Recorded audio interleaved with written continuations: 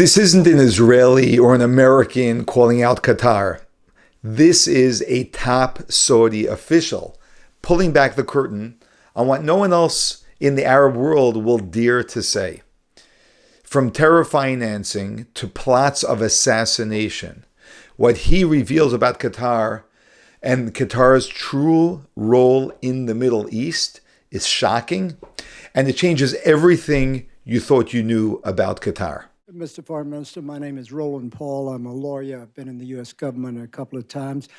Could you say a few words about the falling out on the one hand of the Saudi Arabia and the UAE on the one hand and Qatar on the other? Are you moving toward a resolution of that situation? It's not a falling out. It's just we don't want to have anything to do with them. The Qataris, since the mid-90s, have been sponsoring radicals. They have been inciting people. They have become a base for the leadership for the Muslim Brotherhood. And the Muslim Brotherhood, you have to keep in mind, is what begot us Takfir and Hijrah, which begot us Al-Qaeda, which begot us Al-Nusra. The Qataris allow their senior religious clerics to go on television and justify suicide bombings. That's not acceptable. The Qataris harbor and shelter terrorists. That's not acceptable. And Nashri, the head of Al-Qaeda in the Arabian Peninsula in 2000, entered Saudi Arabia on a Qatari passport. We captured Al-Qaeda types coming into Saudi Arabia with Qatari passports. The Qataris know this. The Americans know this. The world knows this.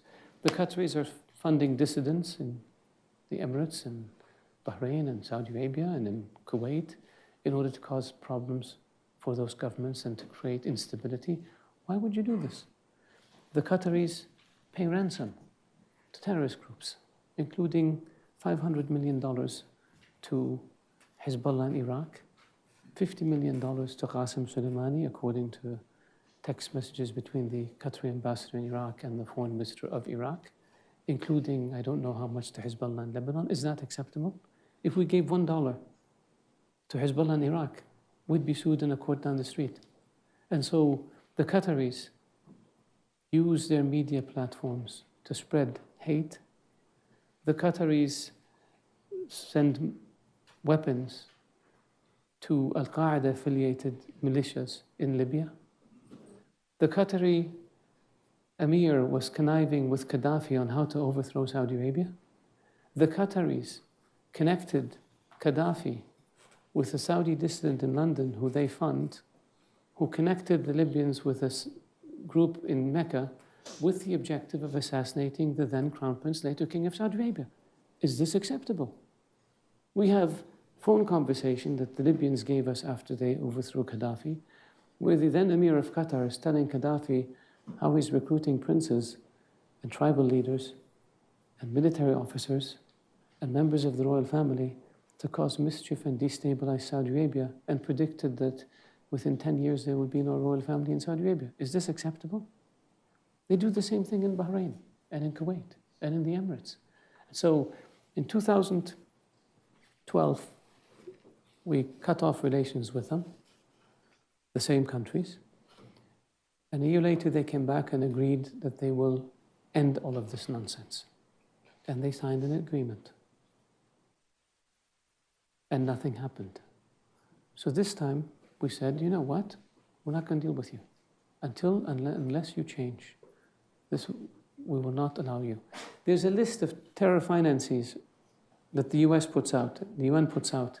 And a number of them are living openly in Qatar, raising money and giving it to bad people. Is this acceptable? Shouldn't be. Why do the Qataris get away with it?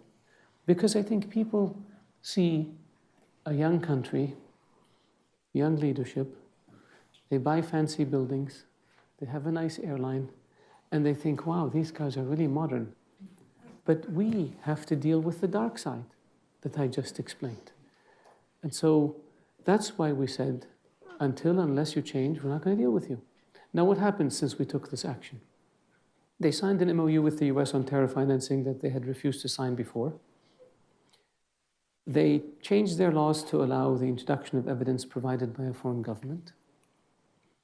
They reduced their support for Hamas, which opened the door for reconciliation among the Palestinians.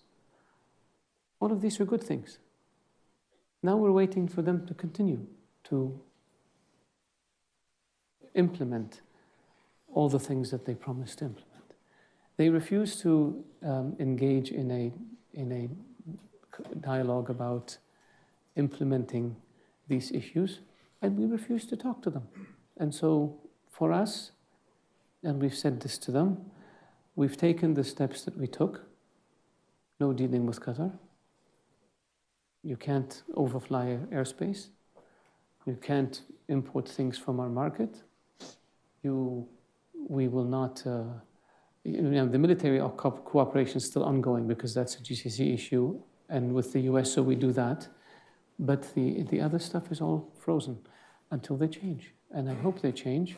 And if they don't change, we're patient people. We'll wait for 10, 15, 20 years, 50 years. How long did it take you with Castro in Cuba? We can do the same with Qatar. We'll have no issue. It would be nice of them if they acknowledge that they have a problem, and then they can fix the problem. And the problem with the Qataris is they're still in denial. And we need to move them from denial to introspection so they can fix the problem. We have no hostility towards Qatar. We just vehemently oppose their behavior, which is very dangerous to us and has endangered our citizens and has endangered our security. And that's why we took the steps we took. Wow. Talking about being very open and ripping open the curtain. The Saudis don't like the Qatars for sure. And they are from my understanding, probably the second most dangerous force in the Middle East and possibly in the world. The first being Iran. But in certain ways, Qatar is more dangerous than Iran because they are a very wealthy country. And unfortunately, the world, including America, has let them get away with everything that they do. And we even use them in certain respects, such as they're negotiating for the hostages with Hamas, when they are the ones who actually funded the situation that led to Israelis being taken as hostages. So it's very refreshing to hear the Saudis speaking very explicitly and openly about the horrific corruption and terrorism that they bring to the world.